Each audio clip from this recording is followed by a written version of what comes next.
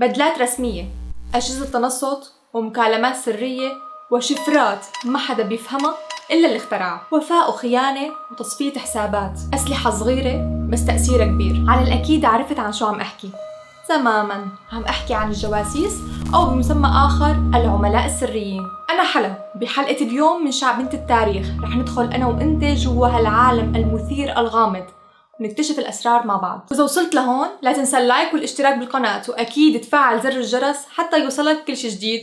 ويلا نبلش.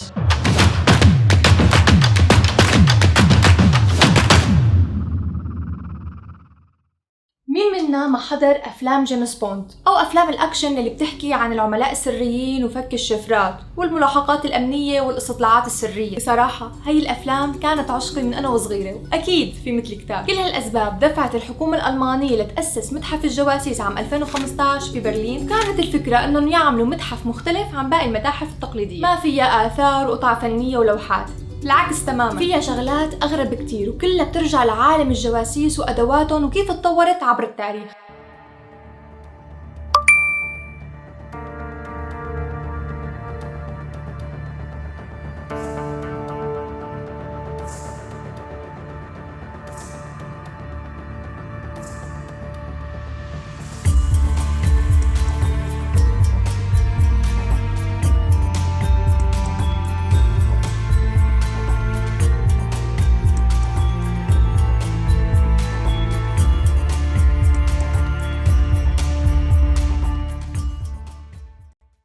كنت بتخيل إنه هالمفهوم طلع من شي 300 سنة مو أكتر، بس بالحقيقة لما تدخل المتحف رح تشوف حياة كبير موجود عليه صور وحكايات عن بداية مفهوم الجاسوسية. بتلاحظ إنه الفراعنة هن أول من ذكر كلمة الجاسوسية بالتاريخ. متخيل عزيزي المشاهد؟ يعني حوالي 3000 سنة قبل الميلاد. بتبين المعلومات إنه كانوا الفراعنة يستخدموا الجواسيس في الحروب، واعتمدوا عليهم لجمع معلومات الأعداء لحتى يدرسوا تحركاتهم. من الملوك اللي استخدموا الجواسيس بحروبهم هن كانوا أمنحتب الثاني ورمسيس الثاني. يا جماعة الفراعنة اخترعوا كل شيء عم نعتمد عليه اليوم، جواسيس، كيمياء، طب، فلك. بتحس إنه الحضارة بلشت من عندهم. مو بس الحضارة المصرية القديمة اللي هي ظهرت عندها هذا المفهوم، كمان الحضارة الصينية والرومانية. إذا ما بتحب القراءة بتلاقي شاشة كبيرة معروض عليها تاريخ الجواسيس، بس على أي مربع بيطلع لك القصة بشكل مصور وممتع. بأهم جهاز تشفير عرفته البشرية بلشنا جولتنا، وهو الأنيغما يلي ذكرته بحلقة المتحف التقني، وقلت لك رح أحكي لك عنه بالتفصيل بحلقة اليوم. إذا ما حضرت حلقة المتحف التقني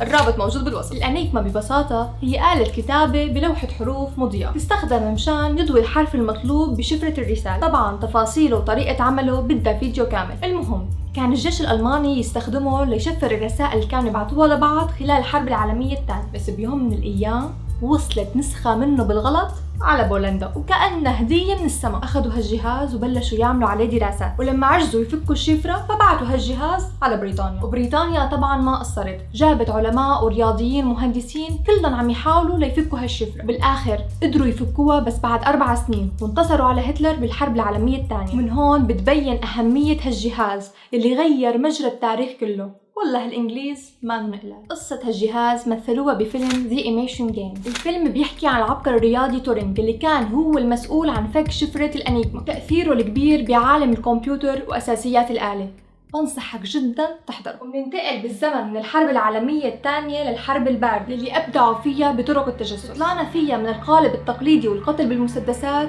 إلى القالب البارد والقتل المخفي. أغلب الاغتيالات كانوا يستخدموا فيها السم، فمنشوف زاوية كبيرة فيها كل أنواع السموم اللي استخدموها. الفكرة المثيرة للفضول إنه مو بس حاطين أنواع، حاطين كمان أبرز السياسيين والقادات اللي قتلوا فيها. بصراحة استغربت كتير لما شفت صورة الرئيس الراحل ياسر عرفات اللي كانوا كاتبين إنه انقتل عن طريق السم، والحقيقة إنه لهلا ما أكدوا طريقة قتله، بس كمان ما نفوه. لن يكون سهلا نقل جثمان الرئيس.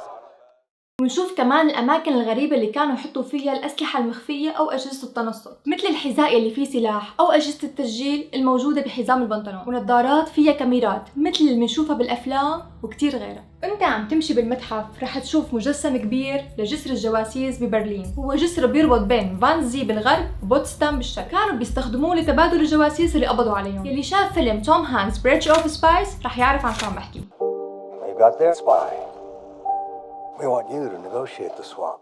نكمل جولتنا لنوصل لأكثر قسم ممتع ومسلي، القسم يلي بيميز متحف الجواسيس عن غيره من المتاحف، لأنه بيعطيك الفرصة كزائر إنك تفوت وتعيش التجربة وكأنك جاسوس حقيقي. مثل متاهة الليزر، وهي عبارة عن غرفة مليانة بالإشعاع الضوئي يلي بيشبه الليزر، يلي بيحطوه بغرف القطع الثمينة أو الخزنات ليحميها من السرقة، مثل يلي شفناها بفيلم أوشن 11، وهذا الفيلم الثالث اللي بنصحك بهالحلقة إنك تحضره. التحدي بيكون إنك تفوت على هالغرفة بدون ما تلمس أي إشعاع.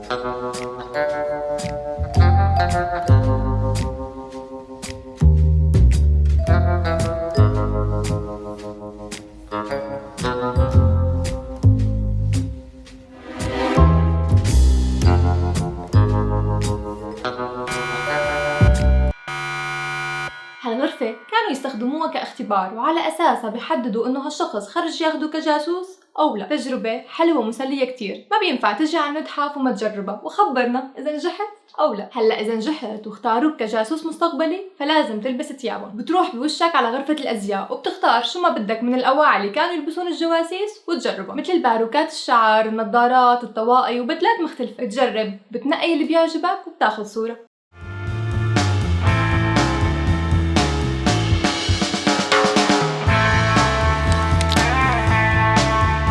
هلا إذا في حواليك شخص ما أنك متأكد إنه صادق أو كذاب، ما لك غير تاخده على جهاز كشف الكذب.